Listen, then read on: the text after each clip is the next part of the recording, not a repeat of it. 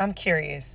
Why doesn't anyone ever say, I need a strong white woman, a strong Asian woman, or whatever the case is? The requirement is always a strong black woman. I was listening to a dating ad for BLK, and one of the guys said, I need a strong black woman. Even when people date out, they don't say that that woman has to have strength. Why is that? I'm not gonna say I just noticed it, but I definitely tap more into it now. I honestly do see why black women feel the type of way that they feel, because they get held to such a high standard that no other race of women will have to be held to. A feisty Latina could come up to a black man's face and start cursing him out, doing this and that, acting out of character, and it's that's just a sexy Latina, like, oh, I love me a Latina with some attitude, like all that shit. And then a black woman holds you accountable, maybe with a slightly rude tone, you feel me? And all of a sudden, oh, this is why I don't mess with black women. Their attitude is just too much. I need me a white girl because she's submissive and she listens. Like, y'all just don't be wanting to get on the internet and admit y'all just don't like black women, bro. Y'all let every other race of woman get away with so much BS. But when it's a black woman has to be on her best behavior, and she has to be Mrs. Perfect just for y'all to give them a chance. But that's just some thought for the morning. For a society that loves telling black women that they're too much and overly emotional all the time, you guys sure do love treating our emotions like they don't exist and invalidating us for feeling them. I said that! Toodles. Why are black women more likely to have their femininity contested and are still falsely perceived to be more masculine? Let's talk about it. To understand the history of this, we have to go way back, because while myths were spread undermining the image of both black men and women were doubly discredited. As early as the 16th century, early European explorers who had made their way to Africa would comment on the anatomical features of the populations they encountered. Their dramatized stories were seen as fact and informed some of the first European perceptions of African people. To these imperialist travelers, the dark skin, wide lips, and nose of some indigenous populations resembled those of apes, so they started saying that Africans engaged in sex with them. This imperial rhetoric that animalized African populations was used to justify their enslavement. It classified them as other and paved the way for the dehumanization and sexual exploitation of both black men and women brought to the New World. In fact, colonial pseudoscientific investigations suggested that black people were subhuman and less evolved than white Europeans. But this is just the beginning. I haven't gotten to forced colonial gender division, so stay tuned for part 2. A video circulating of an Asian man talking about if you're in trouble, go to a black woman. I'm here to tell you why you shouldn't do that. Black women in general, we've been adultified from very, very young. There were 5-6-year-old black girls that are already being expected to look after their siblings. The whole of our lives, we have been adultified in every way possible. So the last thing you need to do is, when we finally have a chance to rest and relax, and we finally know how to say no to certain things, we finally know when someone's taking them out of us, last thing you need to do is now start alerting human beings on the street that if they're in trouble to look for a black woman. Don't do that. Because I feel like we can't rest as black women. Black women are lovely by nature. We're caring, we're nurturing, but a lot of that care and that nurturing come from the fact that we've been adultified. So we naturally feel like we have to take charge. We naturally feel like we have to make people feel better. We naturally feel like we have to look after people. But what you're doing in spreading that message is now you're bringing the adultification that we suffered with as children into adulthood. I'm not the one to look for when you're in trouble. I'm so sorry. I'll help as best as I can. I look for anybody. I feel like people don't understand. When a black woman makes a video and says, oh, don't look for me, everyone's like, oh, she's mean, she's aggressive. No. You don't understand that's a dangerous message that you're spreading. We're not your saviors. We've got our own lives, we've got our own things to do, and we've already spent so much of our lives. I was speaking to a woman yesterday talking about how she got 5 brothers, she's the youngest, she's everybody's mum. So when I make videos about, oh, my mum's telling me one thing and telling my brother another thing, it's not a joke. There's so many things that come from a black woman or a black girl being adultified, right? Obviously a black woman can't be adultified, but if there's another word, somebody give it to me. But there's just too much pressure on black women to be somebody's savior, to change somebody in this sense. No, sorry, do it yourself. And that's women in general, right? But this video was talking about black women, so I'm talking about black women. Black girls are adultified like crazy.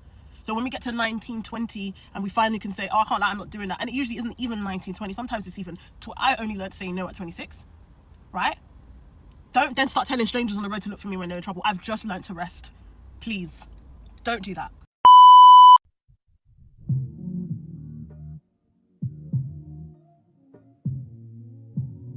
Hey everyone, what is up? What is good? My name is Sa Renee. I'm an author and writer, so make sure you check out my book, Makeup Only Looks Ugly When You Cry. It's a teen novel about mental health, and so again, check it out on Amazon. But today's video, I'm going to be talking about why I no longer believe in the strong black woman trope, and why I personally am no longer being the strong black woman.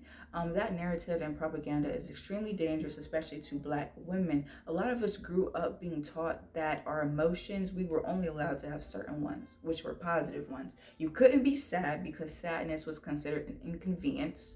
Your sadness was an inconvenience. You sure enough couldn't be angry right? Because your anger would then be translated as just an attitude. You couldn't be depressed, you couldn't be anxious, you couldn't have fear. Everything negative had to be pushed down and suppressed, and that's why a lot of black women are currently dealing with a lot of mental health issues and are currently struggling, and especially with the whole red pill, blue pill, gender war conversation that's been occurring since 2020, it's even done more damage because, like, what are we doing? At the end of the day, women and men need each other. We need each other to make the world go round. And to have this hyper independence to feel like I don't need a man, that's a lie. And most men, I don't believe that they feel this way, but for the men that feel like I don't need a woman, that's a lie too. We all need each other in a way to make this world go round, okay? And so that's even further made more of, it's even caused more damage when it comes to the whole strong black woman trope, because now it's almost like you're forced, even if it wasn't by choice, to be a strong black woman because of the propaganda that has been currently pushed due to social media. So thank you.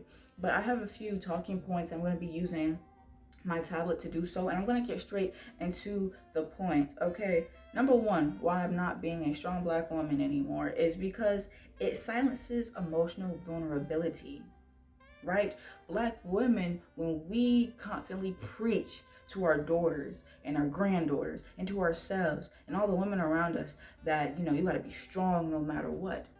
What about the times where we're not strong? What about the times where we are heartbroken? What about the times when we do experience fear? What about the times when we do, experience just disappointment? What about the times where we are really struggling mentally? Who can we go to? Because when this narrative of strong black woman is being preached over and over and over again, who can you go to when you're actually struggling? Who? Because either way, you can become a victim in the wrong hands when you are being looked at as somebody who, oh, you're just weak if you cry. You're weak if you feel this way or feel that way or experience this or experience that. Oh, you're just weak. Everybody around you calls you weak because, again, we've created a community where you just got to be strong no matter what.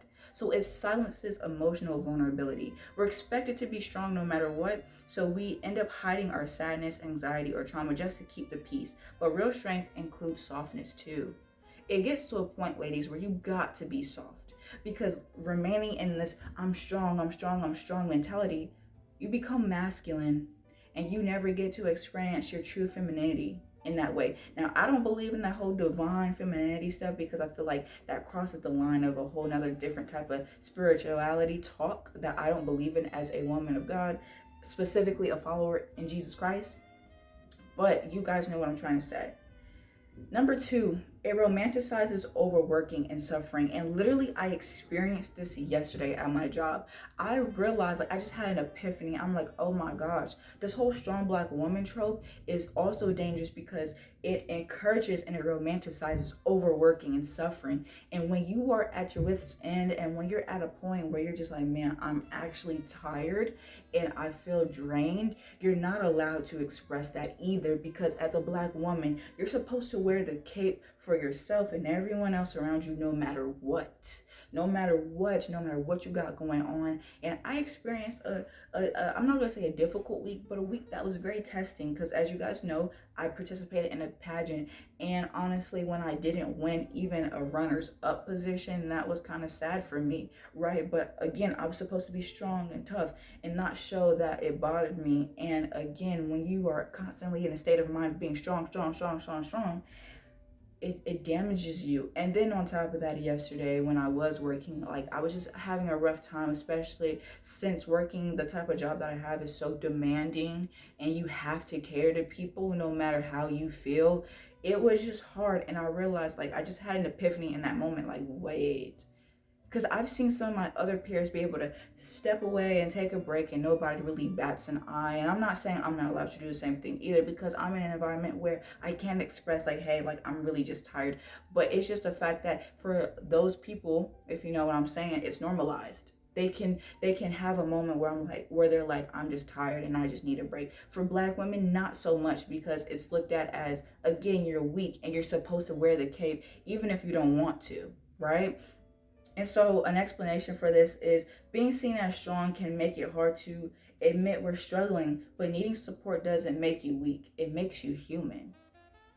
Hello? Okay. Next is it erases our individuality and softness.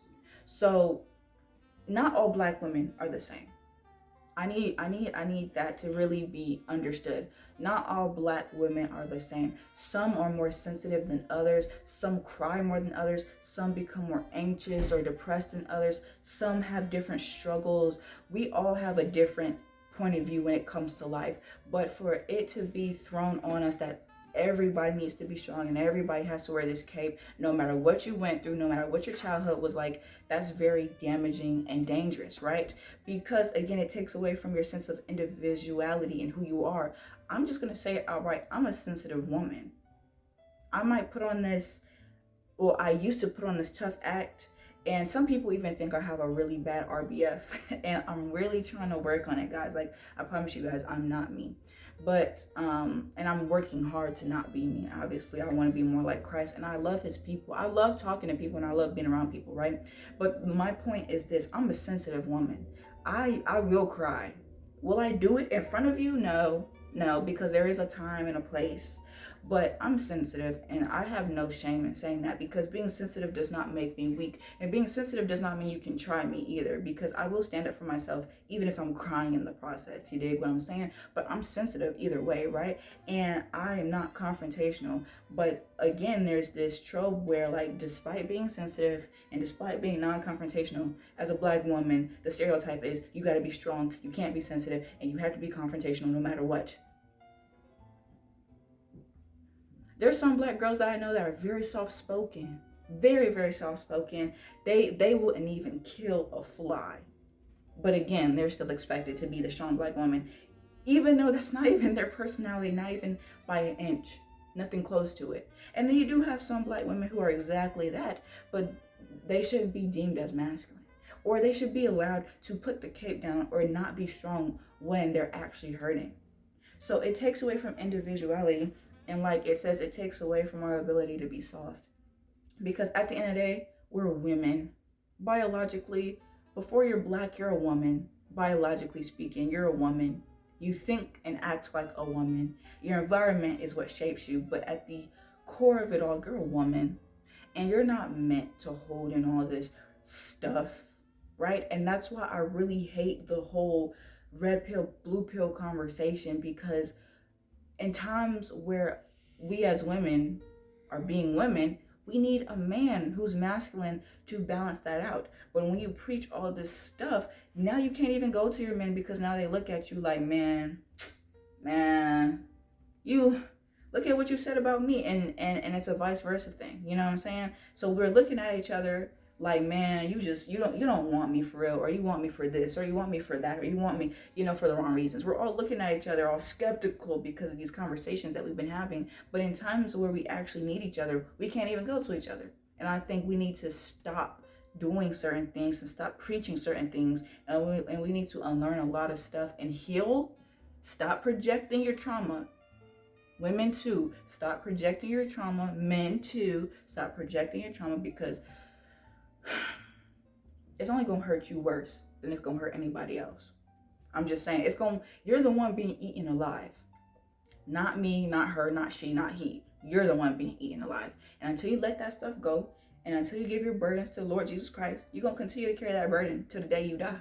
Now, do you want to do that? I don't think so. So let your burdens go. Give them to God. I know you're like, dang, you just gonna say that. You don't know what I've been through. You're right, I don't. You don't know what I've been through. But I don't look like what I've been through, because I've learned to give I've learned to give my burdens and my weight to God. Because as a human being, it's not my job to carry that.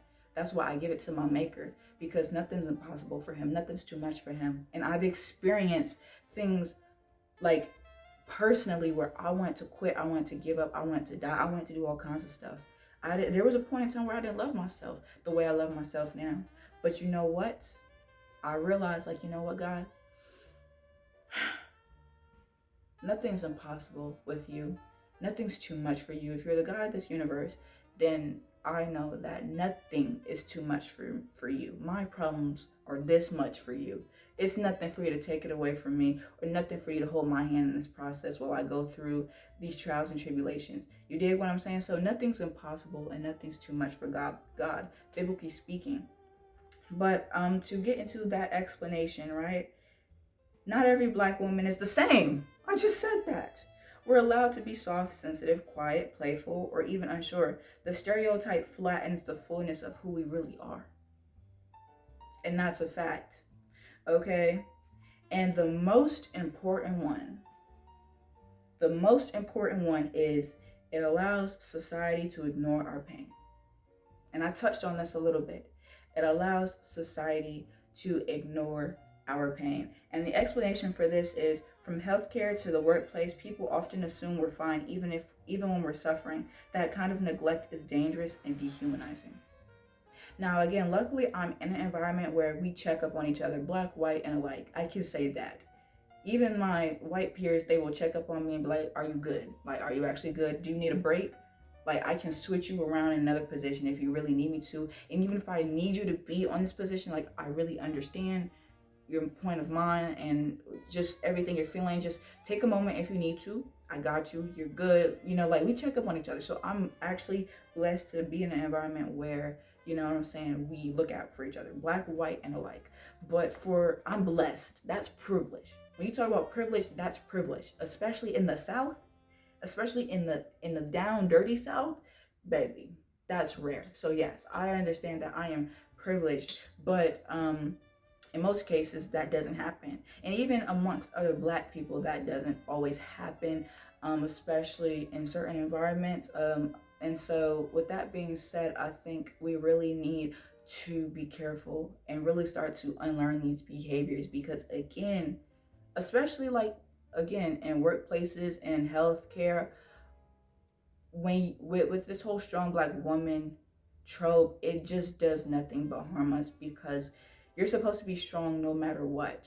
You're in pain, you're supposed to be strong. You're crying and screaming because you're hurt, you're supposed to be strong. Or you're heartbroken, you're supposed to be strong. You feel overworked, you feel like you're gonna pass out, oh, you're supposed to be strong. Like, and then what happens is a lot of times that gets transformed to, oh, you have an attitude, or the angry Black woman trope. That's what a lot of times our suffering and pain gets turned into. It gets turned to, oh, you're just the angry Black woman. And that's why it's so dangerous to constantly have this strong Black woman mentality, because when you're actually suffering, then you're looked at as the angry Black woman. So really, you can't even win. And I think that's why we need to stop this whole trope in general, because it does nothing but harm us. But my 2 cents before I close out is this. For me, I think and I believe that as Black women, we need to heal. We need to heal, because it's not even for yourself, but it's for your daughter's daughter. I don't ever want my daughter in the future, and my sons too, but that's different. They're going to have to learn masculinity and stuff from their father. But as a woman who's feminine and who aspires to be feminine and soft and embrace my womanhood, I never want my daughters to feel like they have to be strong, and I don't want them to operate in this masculine role. I want them to know that it's okay to cry. It's okay to be sad. If something hurts your feelings are allowed to be hurt. You don't have to pretend to be heartless and cold, because even Black women who pretend, oh, I'm heartless, I'm cold, they're still human. They've just learned to cope in a way, whether it was healthy or unhealthy. Like, that's just the truth. At the end of the day, you're a human being. So anything you sit here and say, oh, I don't experience that, you're lying. You're lying because you've had to put on a mask for so long that mask has now morphed into you. So it's hard to take it off now, because you believe that this new mask is now your identity. Hello? And so with that being said, I would never want my daughters, or even allow them, to feel like they can't cry, they can't be sad, that they can't have negative emotions. I'm not going to teach them that their anger is an attitude. Now, when there's correction that needs to be had, there's correction that's going to be had, okay? But in terms of experiencing negative emotions, my daughters are never going to feel like they have to hide them. They're going to be able to cry to me. They're going to be able to say, Mommy, I'm hurt. Mommy, this boy hurt my feelings. Mommy, I'm just sad. Mommy, I'm having a hard day. Can we please, can we please spend some time together? Can we please do this or do that? Hey, mommy, I'm dealing with this. Mommy, I'm feeling, like I want to unalive myself. Mommy, I'm dealing with depression, anxiety. Like, you know what I'm saying? Like, my daughters are going to be able to come to me because they already have to be strong out there. Why would I want them to continue to be strong in their place of rest, which is home? You know what I'm saying? Like, you are your daughters and your kids' first teacher in terms of how to operate in life as a mother. So I never want my daughters to ever feel like they have to hide their emotions from me, even if I'm the reason for their emotion. And see, that's another thing a lot of people aren't ready for, or a conversation they're not ready for. A lot of people, the reason why we pass on generational trauma is because we have trauma of our own that we don't want to unpack or heal from. And so we project that. We project the whole, oh, I was just raised like this, so, what you get isn't that bad. Or what I believe is what you should believe. Like, no. No. So for me, I don't care. Like, my daughters are going to be able to come and cry to me and do whatever they need to do. And I'm going to teach them to be strong in the sense of, hey, you don't let anything or anyone tear you down. You stand 10 toes down on business. You walk in confidence. You radiate, who you are in this world. Like, you be beautiful and black.